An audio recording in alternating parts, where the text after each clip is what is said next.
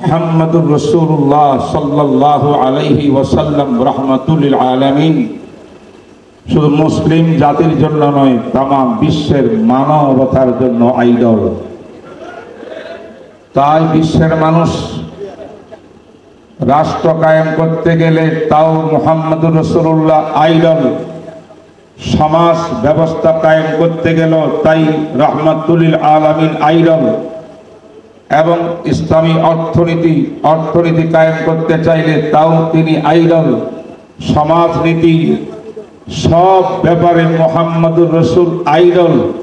তাই মুহাম্মাদুর রাসূলুল্লাহ সাল্লাল্লাহু আলাইহি ওয়াসাল্লামের সম্মান, মান, মর্যাদা নিজের প্রাণ থেকে, জান থেকে, পিতা থেকে, মাতা থেকে, সন্তান থেকে বেশি না হলে সেই ব্যক্তি কখনো মুমিন হইতে পারে না। এই কারণে দুশমনানে ইসলামের শত্রুরা ভালো করে জানে যে মুহাম্মদুর রাসূলের ভালোবাসা, ওনাকে আইডল মানা সমাজের প্রত্যেকটি ক্ষেত্রে যেহেতু অত্যন্ত জরুরি, তাই এক বিরাট ষড়যন্ত্র শিআরুল্লাহ, আল্লাহ পাকের নিদর্শন সমূহকে নিয়ে ষড়যন্ত্র করতেছে ইসলামের শত্রুরা।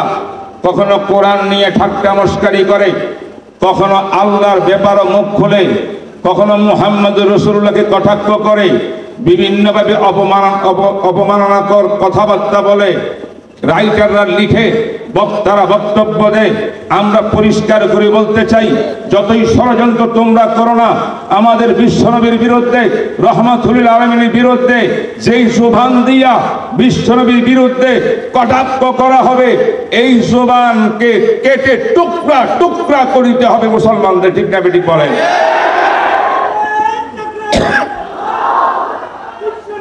যে কলম দিয়ে আমার নবীর বিরুদ্ধে অমানবিক শব্দ বলা হবে, সেই কলমওয়ালা হাতকে ভেঙ্গে চুরমার করে দিতে হবে ইমানদারদেরকে। ঠিক না বেটি বলেন? তাইলে সত্যিকার আমরা মুসলমান হওয়ার দাবিদার হতে পারি। তাহলে নবী সাল্লাল্লাহু আলাইহি ওয়াসাল্লাম, লা ইউমিনু আহাদুকুম হাত্তা আকুনা আহাব্বা ইলাইহি মিন ওয়ালিদিহি ওয়া ওয়ালাদিহি ওয়ান নাসি আজমাইন। বন্ধুগণ, যেহেতু মুহাম্মদুর রাসূলুল্লাহ একমাত্র আইডল, বিশ্ব মানবতার জন্য রাষ্ট্রীয় পর্যায়ে, সামাজিক পর্যায়ে, ব্যক্তিগত পর্যায়ে, পারিবারিক পর্যায়ে, সব ক্ষেত্রে, তাই ওনার বদনাম করে আমাদের অন্তর থেকে তার মহাব্বতকে বিদায় করে দিয়া মানব সমাজের দিল থেকে, অন্তর থেকে তাকে দূরে সরাই দিয়া এই দেশটাকে, বিশ্বটাকে শয়তানের বিশ্ব, তাগুতি বিশ্ব বানাবার চক্রান্ত ছাড়া এই বেঈমানদের আর কোনো প্ল্যান নাই। আমরা পরিষ্কার বলতে চাই, কোন তাগুতি শক্তিকে আমরা কষ্ট দেব না। যতক্ষণ একজন আবু বকর সিদ্দিকের সন্তান, রুহানি সন্তান থাকবে, ওমর ইবনে খাত্তাবের রুহানি সন্তান থাকবে, যতক্ষণ পর্যন্ত আবু বারজা আসলামীর রুহানি সন্তান একজন বাঁচি থাকবে, যতক্ষণ উমাইর ইবনে আদনানের রুহানি সন্তান একজন বাকি থাকবে, মুহাম্মদ বিন মাসলামার একজন রুহানি সন্তান বাঁচি থাকবে, যতক্ষণ আব্দুল্লাহ ইবনে আতিকের একজন রুহানি সন্তান মুসলমান পৃথিবীতে বাঁচি থাকবে, ততদিন পর্যন্ত মুহাম্মদুর রাসূলের কটাক্ষকারীদেরকে আমরা মাফ করতে পারি না, সাথ দিতে পারবো না। তার অ্যাকশন নিতেই হবে, নিতেই হবে, নিতেই হবে। বন্ধুগণ, এই ব্যাপারে দুইটা কথা বলবো। এক নম্বর কথা, এক নম্বর কথা হলো, আমার দেশের একটা দল আছে, সেই দল হইল মুনকিরিনে হাদিস, হাদিস অস্বীকারীদের দল। ঠিক না বেঠিক? আজকে তারা বর্তমানে সরকারের উপদেষ্টাদের কাছাকাছি অবস্থান গ্রহণ করে তারা শিক্ষা সিলেবাস কারিকুলামের মধ্যে অবদান রাখার চেষ্টা করে, অথচ হাদিস মানে না। এমন বেঈমানদের শিক্ষা কারিকুলাম বাংলার জমিনের কোন মুসলমান মানে নিবে না। ঠিক না বেঠিক? এই বেঈমানদের একটা কথা হলো, রসুলকে অবমাননা করলে তার শাস্তি কি হবে? হত্যা করা। এটা কোরআনেও নাই, হাদিস তো আমরা মানি না, তাই রসুলের অবমাননাকারীকে হত্যা করা যাবে না, এমন বক্তব্য এটা মুনকিরিনে হাদিস আহলে কোরআনের বক্তব্য। আজকে রহমতুল আলামিনের কনফারেন্স থেকে বলতে চাই, হে বেঈমানের দল, আল্লাহ কোরআনে কারিমে সূরা আহজাবের মধ্যে বলেছেন, ইন্নাল্লাযীনা ইউযুনাল্লাহ ওয়া রাসূলাহু লাআনাহুমুল্লাহু ফিদ দুনিয়া ওয়াল আখিরাহ ওয়া আ'আদ্দা লাহুম আযাবাম মুহিনা। এই আয়াতের তাফসীরের ভিতরে ইমাম সুয়ুতী রাহমাতুল্লাহ লিখছেন, হাযিহিল আয়াতু তাদুল্লু, এই আয়াতে প্রমাণ করে যেই ব্যক্তি মান সাব্বান নবিয়্যা সাল্লাল্লাহু আলাইহি ওয়াসাল্লাম আও নবিয়্যান মিনাল আম্বিয়া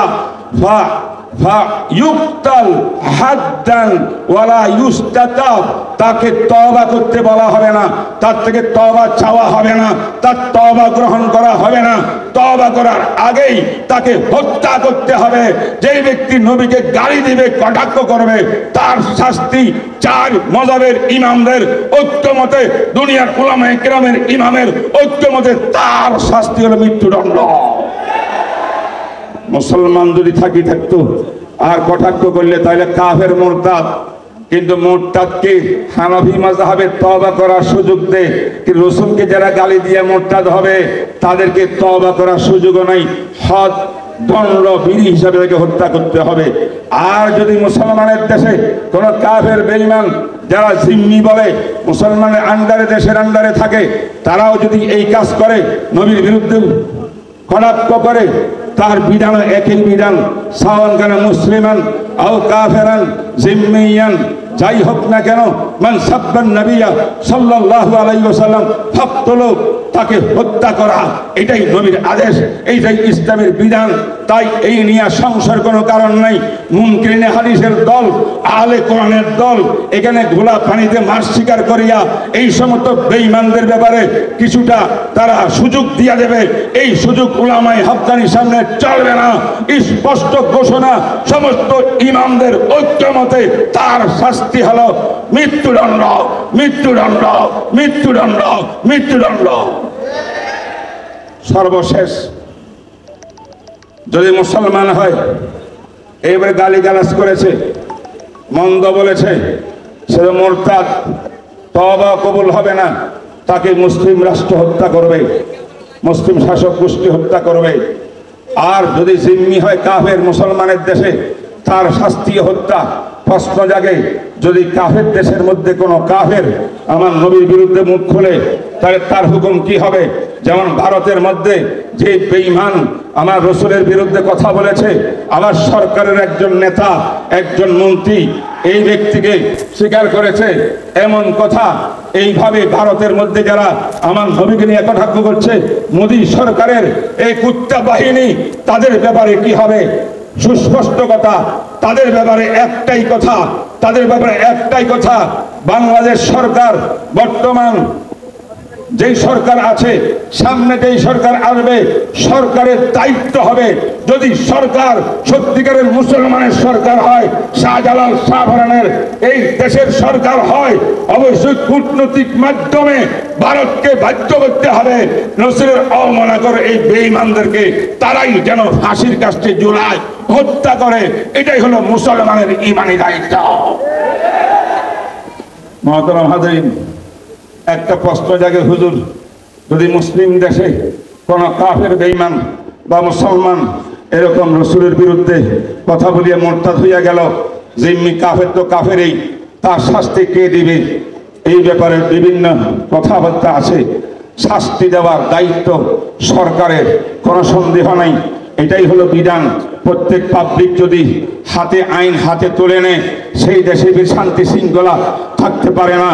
তাই ইসলামের বিধান হইল সেই প্রশাসন এবং বিচার ব্যবস্থা তাকে শাস্তির আওতায় আনবে।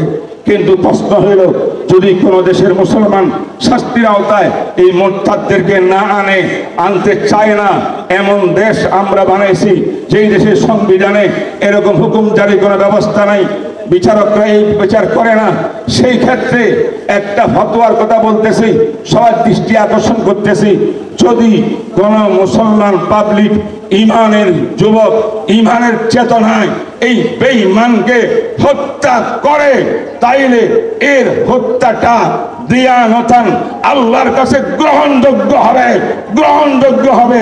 কাজান গ্রহণযোগ্য না হলেও আল্লাহর বিচারে এই হত্যাকারী নবীর আশেক বলে সাব্যস্ত হবে বলে সুবহানাল্লাহ। এই হলো ফতোয়া। তাই কাজান এটা জায়েজ নাই, দিয়ানতান কিন্তু জায়েজ, দিয়ানতান জায়েজ। একজন মদিনার আবু দাউদ শরীফের হাদিস, অন্ধ সাহাবী ওনার উম্মে ওয়ালাদ বাঁধিকে হত্যা করেছে, পেটের মধ্যে ছুরি চালাই দিছে, হত্যা করেছে, নবীকে গালি দিত। এবার আল্লাহর নবী খবর শুনলেন, শুনিয়া বললেন এই মহিলাকে কে হত্যা করেছে, আল্লাহর ওয়াস্তে তোমরা দাঁড়ায় যাও, আমি দেখতে চাই সেই ব্যক্তিকে। এই সাহাবী তিনি দাঁড়াইতে চাইলেন না, পরবর্তী দাঁড়াইলেন, বলে ইয়া রাসূলুল্লাহ আমি হত্যা করেছি। রাসূল বললেন তুমি কেমনে হত্যা করছো, তুমি তো পাবলিক, তুমি বিচারক না, তুমি জজ না, তুমি কিছুই না, কেমনে করলা? হুজুর ইয়া রাসূলুল্লাহ সে আমার প্রাণের টুকরো, আমার প্রাণ প্রিয় স্ত্রী বাঁধি উম্মে ওয়ালাদ, তার ঘরে আমার দুইটা ফুলের মতো সন্তান রয়েছে, আমি সহ্য করতে পারি নাই যখন প্রত্যেক রাত আপনার বিরুদ্ধে কবিতা গায়, গালি দিয়া দিয়া আমি সহ্য করতে না পারিয়া আমি আমার ছুরিটা তার পেটের সোজা চাপ দিয়ে ধরেছি, আর সেই মুহূর্তে তার একটা সন্তান বের হয়ে গেছে, জন্মলাভ করেছে, আর বাচ্চাটাও রক্তাক্ত হয়ে গেছে। এমন অবস্থা করতে বাধ্য হয়েছি কারণ আমি আপনাকে মহব্বত করি, আপনার বিরুদ্ধে যারা কটাক্ষ করবে তাকে আমি সহ্য করতে পারি নাই। মুহাম্মদ রাসূলুল্লাহ সাল্লাল্লাহু আলাইহি ওয়াসাল্লাম বলেন ইশহাদু আইয়ুহান নাস, হে আমার সাহাবারা তোমরা সাক্ষ্য থাকো, তোমরা সাক্ষ্য দেখা। দমুহা হাদরুন, ওই নারী যে আমাকে গালি দিয়েছে, আল্লাহর নবীকে গালি দিয়েছে, তার রক্তের কোনো দাম নাই, তার রক্তের দাম নাই, তাকে হত্যা করেছে, ঠিকই করেছে। এই সমর্থন মুহাম্মদ রাসূলুল্লাহ দিয়েছেন। এই হাদিস থেকে উলামায়ে কেরাম বলছেন যদি কোনো জনগণ, যদিও আইন হাতে নেওয়ার অধিকার নাই, বিশৃঙ্খলা করা যাবে না, কিন্তু প্রেমের মধ্যে রাসূলের প্রেমে আসিয়া এমন কোন বেঈমানকে হত্যা করে, আবার আদালতের মধ্যে আসিয়া বলে আমি হত্যা করেছি নবীর মহব্বতে, তাহলে এটার অবকাশ আছে। দিয়ানতান বাইনাহু ওয়া বাইনাল্লাহ, যদি আদালতের দৃষ্টিতে নাই কিন্তু আল্লাহর দৃষ্টিতে আছে। তাই আমরা বলবো কোন অবস্থায় আজ রহমতুল আলামিনের কনফারেন্স থেকে পরিষ্কার ঘোষণা, আজকে আহাত করতে হবে, ওয়াদা করতে হবে আল্লাহর কাছে, আমরা কোরআনের বিরুদ্ধে হোক, সাহাবার বিরুদ্ধে হোক, রসুলের বিরুদ্ধে হোক, কোন প্রকারের কটূক্তি আমরা বাংলাদেশে হোক, বাংলার বাইরে হোক, কাফের দেশের মধ্যে হোক, কেউ যেই কোনো কেউ করুক না কেন, মুসলমানের করুক, জিম্মি করুক, কাফের করুক, চেক করবো কিনা তাদেরকে আমরা ছাড় দিব না। ঐক্যবদ্ধভাবে রসুলের বিরুদ্ধে যারা কথা বলবে তাদের শাস্তির আইন প্রয়োগ করার সব প্রচেষ্টা কারা কারা করতে রাজি হাত তুলিয়া দেখানোর লাগে। আল্লাহু আকবার। মুহতারাম হাজিরিন, আল্লাহ পাক সম্মেলনকে কবুল করুক, রহমতুল আলামিনকে কবুল করুক। রহমতুল আলামিনের কর্ণধার আসিয়া স্টেজে বসে গেছেন, জাযাকুল্লাহু খায়রান। আরো যারা যারা আসবেন সবাইকে ধন্যবাদ দিয়ে আমি আমার বক্তব্য শেষ করলাম। ওয়া আখিরু দাওয়ানা আলহামদুলিল্লাহি রাব্বিল আলামিন।